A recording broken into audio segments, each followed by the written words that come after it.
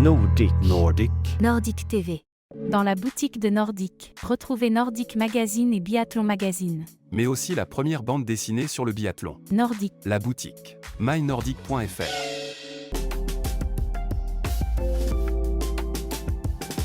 Nordic. Nordic. L'application du Nordic. Nordic est sur Facebook et tous les réseaux sociaux. Rejoignez-nous.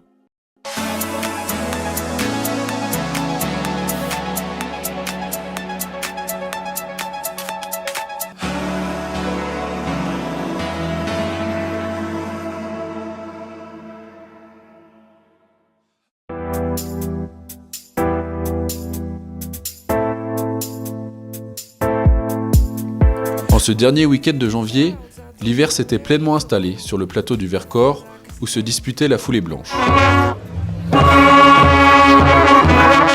Dans la nuit, quelques centimètres de neige fraîche étaient venus renforcer un manteau déjà bien présent, offrant aux fondeurs des conditions hivernales idéales.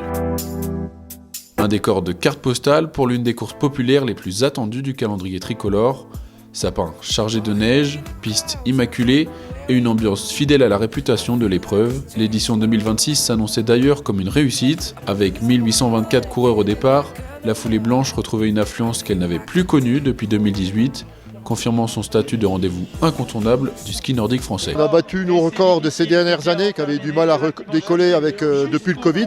Donc là, à 1800, c'est 300 de plus que l'an passé, donc c'est très bien.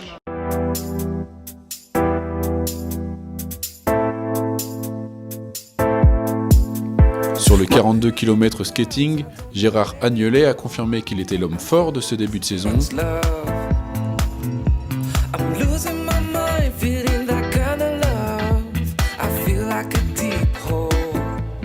Le fondeur de la Clusa est parti dès les premiers mètres, prenant rapidement la tête de la course.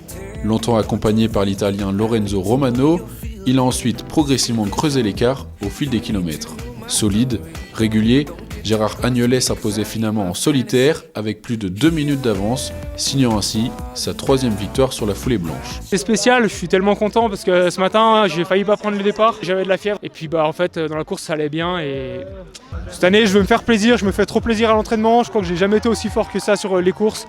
C'est le principal mais voilà, je sais que du jour au lendemain ça peut changer et ça se trouve la semaine prochaine je serai au fond du trou donc voilà, je profite et voilà.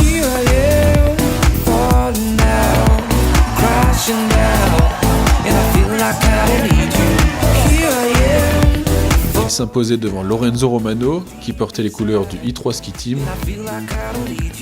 alors que Mathis Basile, vainqueur l'an passé, terminait 3e, comme lors du marathon de Bessan. Et c'est le numéro 1, celui qui avait remporté la foulée blanche l'an dernier, qui va remonter sur le podium 3e aujourd'hui.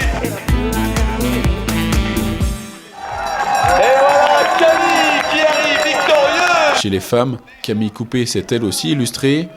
L'ancienne biathlète, engagée pour sa première saison sur les longues distances, n'a pas vécu une course aussi maîtrisée que lors de son succès à Bessan. En difficulté sur certaines portions du parcours, elle a dû faire preuve de patience et de lucidité, mais dans le final, la Savoyarde a su hausser le rythme pour faire la différence et s'offrir une 2e victoire sur le marathon ski tour.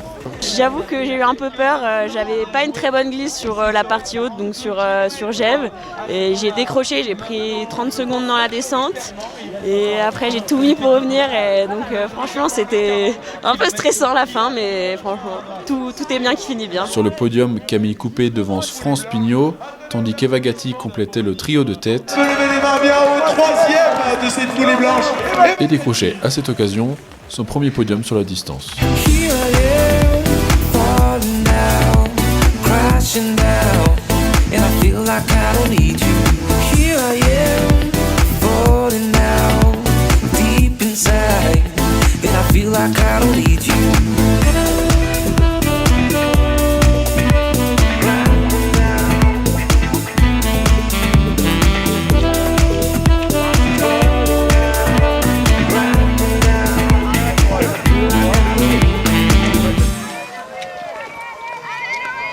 Nul doute que cette foulée blanche restera dans les mémoires, des stars de la distance, mais aussi des participants qui, le temps d'une journée, ont porté le dossard, heureux d'écrire une des plus belles pages de l'histoire de cette course inscrite au patrimoine du ski de fond.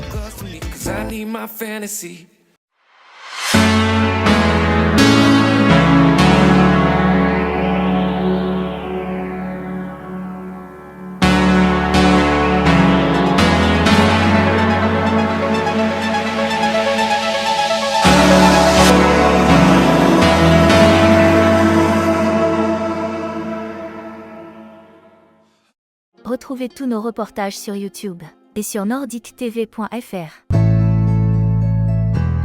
Nordic. Nordic TV.